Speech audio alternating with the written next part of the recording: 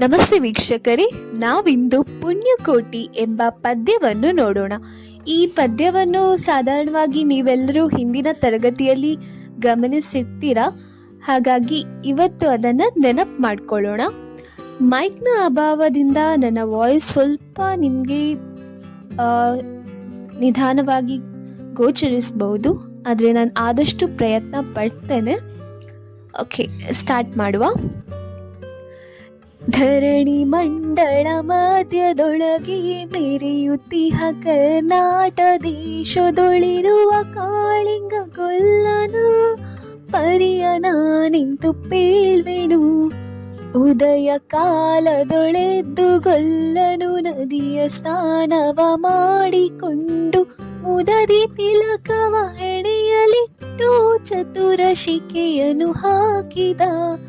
ಎಳೆಯ ಮಾವಿನ ಮರದ ಕೆಳಗೆ ಕೊಳಲನೂದುತ ಗೊಲ್ಲಗೌಡನು ಬಳಸಿನಿಂದ ತರುಗಳನ್ನು ಬಳಿಗೆ ಕರೆದನು ಹರುಷದಿ. ಗೊಲ್ಲ ಕರೆದ ಧ್ವನಿಯ ಕೇಳಿ ಎಲ್ಲ ಹಸುಗಳು ಬಂದು ನಿಂತು ಚೆಲ್ಲಿ ಸೂಸಿ ಹಾಲು ಕರೆಯಲು ಅಲ್ಲಿ ತುಂಬಿತು ಬಿಂದಿಗೆ. ಹಬ್ಬಿದ ಮಲೆ ಮಧ್ಯದೊಳಗೆ ಅರ್ಬುತನೆಂದೆಂಬ ವ್ಯಾಘ್ರನು ಅಬ್ಬರಿಸಿ ಹಸಿ ಹಸಿದು ಬೆಟ್ಟದ ಕಿಬ್ಬಿಯೊಳು ತಾನಿದ್ದನು. ಪುಣ್ಯಕೋಟಿ ಎಂಬ ಗೋವು ತನ್ನ ಕಂದನ ನೆನೆದುಕೊಂಡು ಮುನ್ನ ಹಾಲನು ಕೊಡುವೆನೆನು ತಾ ಚಂದದಲ್ಲಿ ತಾ ಬರುತ್ತಿರೆ. ಇಂದೆನಗೆ ಆಹಾರ ಸಿಕ್ಕಿತು ಎಂದು ಬೇಗನೆ ದುಷ್ಟ ವ್ಯಾಘ್ರನು ಬಂದು ಬಳಸಿ ಅಡ್ಡಗಟ್ಟಿ ನಿಂದನ ಹುಲಿರಾಯನು. ಮೇಲೆ ಬಿದ್ದು ನಿನ್ನ ನೀಗಲೆ ಬೀಳು ಹೊಯ್ವೆನು ನಿನ್ನ ಹೊಟ್ಟೆ ಸೀಳಿ ಬಿಡುವೆನು ಎನ್ನುತ್ತ ಕೋಪದಿ ಗೂಳ ವ್ಯಾಘ್ರನು ಕೂಗಲು.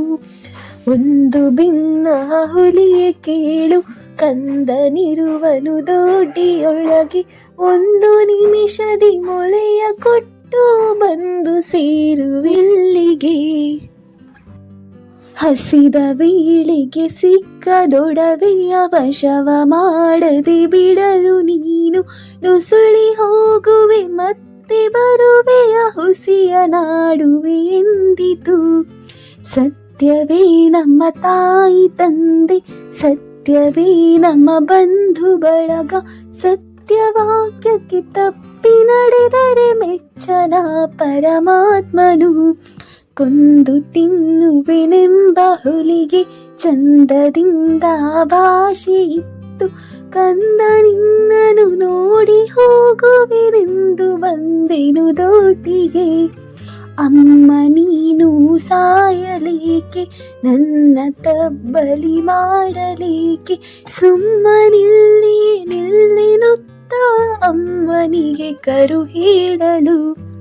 ಕೊಟ್ಟ ಭಾಷೆಗೆ ತಪ್ಪಲಾರೆನು, ಕೆಟ್ಟ ಯೋಚನೆ ಮಾಡಲಾರೆನು, ನಿಷ್ಠೆಯಿಂದಲೇ ಪೋಪಿನಲ್ಲಿಗೆ ಕಟ್ಟ ಕಡಿಯದು ಖಂಡಿತ.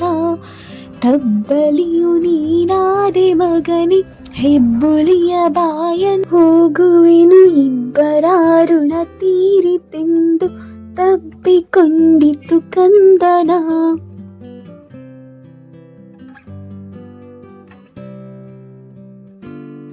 ಗೋವು ಕರುವನು ಬಿಟ್ಟು ಬಂದು ಸಾವಕಾಶವ ಮಾಡದಂತೆ ಕವಿಯ ಬಾಗಿಲ ಸೇರಿ ನಿಂತು ತವಕದಲ್ಲಿ ಹುಲಿಗೆಂದಿತು.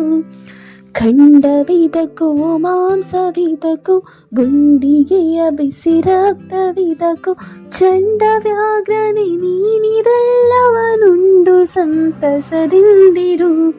ಪುಣ್ಯಕೋಟಿಯ ಮಾತ ಕೇಳಿ ಕಣ್ಣ ನೀರನ್ನು ಸುರಿಸಿ ನೊಂದು ಕನ್ನೆ ಇವಳನ್ನು ಕೊಂದು ತಿಂದರೆ ಮೆಚ್ಚನ ಪರಮಾತ್ಮನು. ಎನ್ನ ಒಡ ಹುಟ್ಟಕ್ಕ ನೀನು ನಿನ್ನ ಕೊಂದು ನಾನೇನ ಪಡವೆನು ಎನ್ನುತ್ತ ಹುಲಿ ಹಾರಿ ನೆಗೆದು ತನ್ನ ಪ್ರಾಣವ ಬಿಟ್ಟಿತು.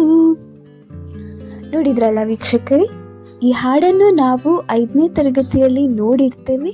ಇದರ ಸಂದೇಶ, ಮಾತು ಕೊಟ್ಟು ಮೋಸ ಮಾಡದಿರು, ಸತ್ಯಕ್ಕೆ ಸಾವಿಲ್ಲ, ಸುಳ್ಳಿಗೆ ಜಯವಿಲ್ಲ, ಸತ್ಯಮೇವ ಜಯತೆ. ಈ ಸುಂದರವಾದ ಜನಪದ ಹಾಡು ನಿಮಗೆ ಇಷ್ಟವಾಗಿದ್ದಲ್ಲಿ ನಮ್ಮ ಚಾನಲನ್ನು ದಯವಿಟ್ಟು ಸಬ್ಸ್ಕ್ರೈಬ್ ಮಾಡಿ. ಧನ್ಯವಾದಗಳು.